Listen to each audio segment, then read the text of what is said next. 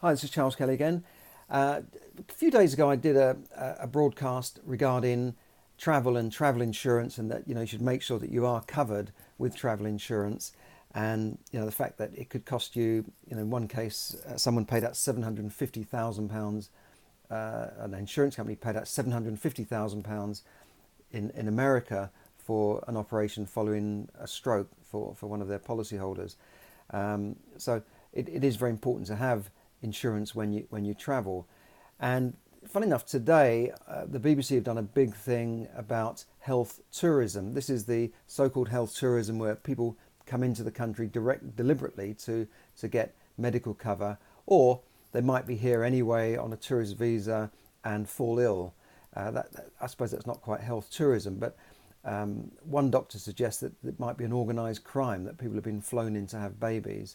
Now, there was a debate going on, the BBC and I'd say that the left generally believe that we shouldn't be checking anybody, and some of the doctors and nurses believe that they shouldn't be border patrol people, they shouldn't be checking people at source to see if they are entitled to medical treatment, that they should just be given medical treatment.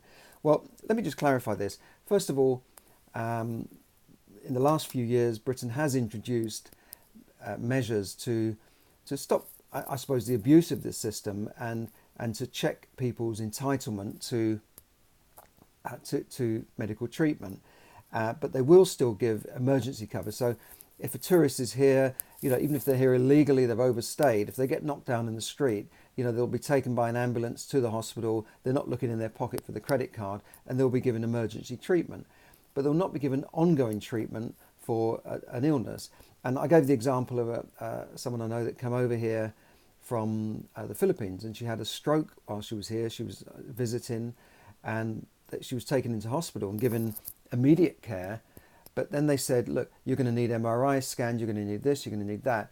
And they said they wouldn't do that because she was a tourist and she didn't have medical insurance. Had she had medical insurance, she could have had all that treatment on her policy.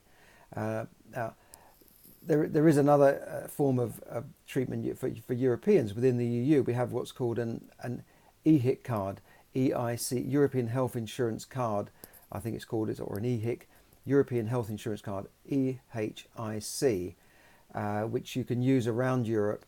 And if you're in the European countries, so you go to France and you fall sick, you have an illness, by using this card, they will give you treatment, and then the French health service will reclaim that back from the UK health service.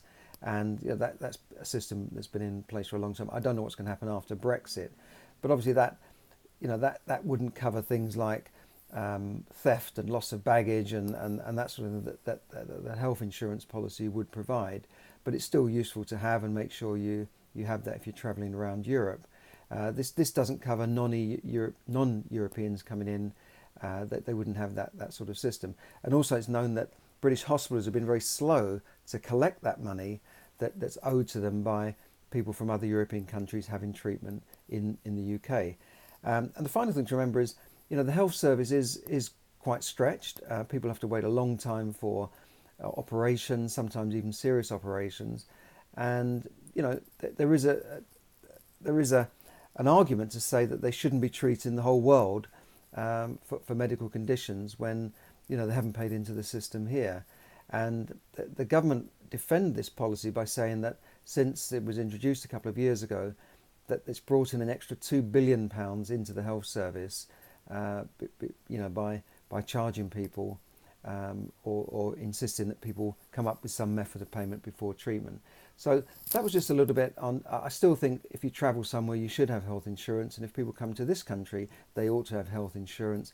It doesn't usually cost that much. If you're paying £1,000 for a holiday, the health insurance is probably not going to cost more than about 20, depending on how long you're staying. So, it's a bit of a no-brainer really. And the way to avoid the multi-trip situation is just to have one annual policy which covers you for quite a few trips. So I would still go for the health insurance, but make sure you have if you're European based, have your EHIC card up to date. I think it's free. It's certainly something you can do online, but you don't want to be somewhere and then it's expired and then you have to pay out money. Because if you go to France and have an illness and you haven't got that EHIC card and you're British, they will charge you. They'll want the money up front before they treat you. So that's just a little bit on that. Thanks for listening. Charles Kelly, bringing you money tips, helping you to save, earn, invest, accumulate and enjoy more money.